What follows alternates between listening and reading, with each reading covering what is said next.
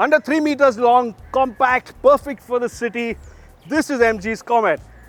I wonder where they got the idea of a really small, compact car from.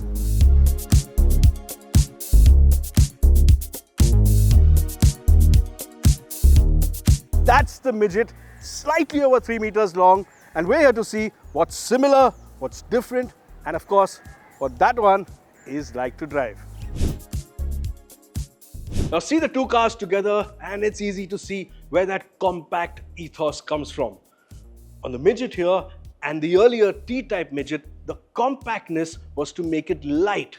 And that was so that the small engine, the 1200cc engines, and the ones that were even smaller could deliver enough performance. Now incredibly, this car weighs around 700 kilos. That's it.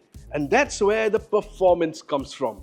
Now the Comet is also compact and short in length, but here it's about efficiency, not performance. Because it's a modern car, it's wider and it's taller, so you get a lot more space on the inside.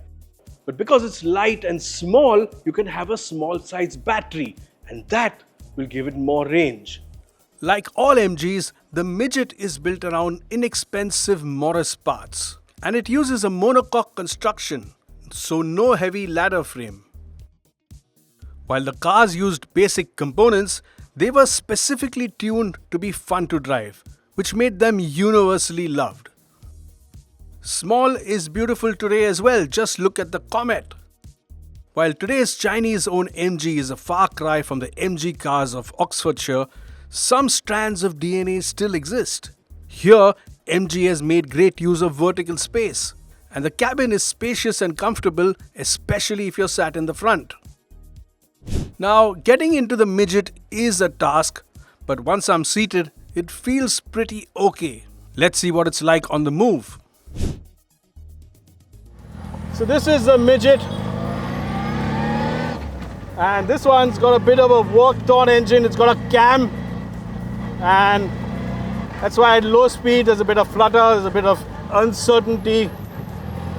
But the good bit is that it's happy to rev. And when you put your foot down, there's a nice amount of power. It's quite surprising. This little engine has a fair amount of grunt. Wow, that's fun.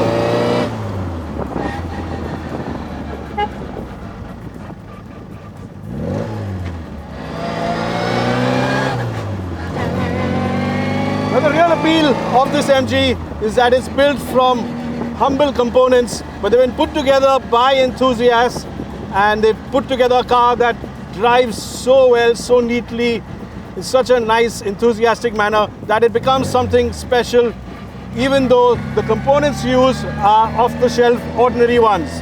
What I also like is the fruity and fresh exhaust note. What's also really nice is the thrum you get from this 4-cylinder. It's got a nice exhaust, and when you pull it, that does sound nice.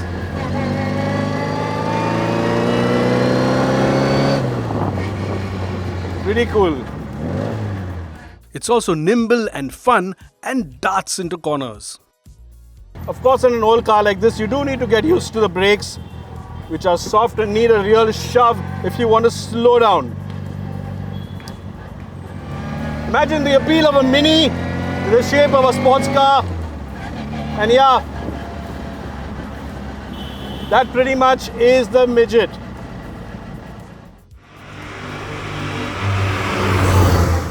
This car originally has a power-to-weight ratio of 96 horsepower per ton.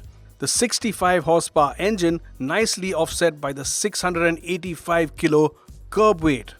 I also like the sunken dials with the chrome surrounds, the black dash, and the real metal switches. We asked owner Zal Mavji what he likes most about his Midget. I would say it's definitely the handling, the power to weight ratio, very agile around the turns, a lot of fun to drive.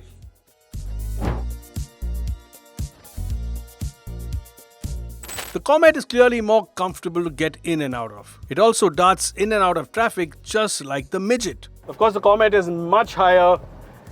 I feel I'm sitting on the first floor compared to the Midget, which is lower slung and sporty. And that sort of is the appeal. But it's also more bouncy, less comfortable over bad roads like this.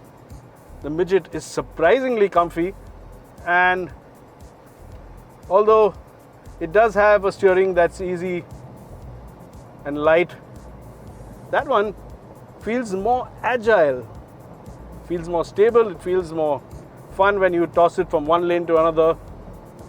This one feels a bit top heavy. Of course, with the electric motor and the Midget having that cam where there's a lot of flutter and uncertainty at low RPM, this one just zips forward. And the torque of the electric motor allows you to make decent progress.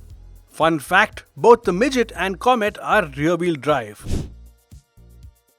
Compact in length, light on their feet and agile, these are practical and fun cars that make a virtue of being short in length. Goes to show just how much of the length of that car is actually wasted. So is there a link between the Midget and the Comet? Absolutely.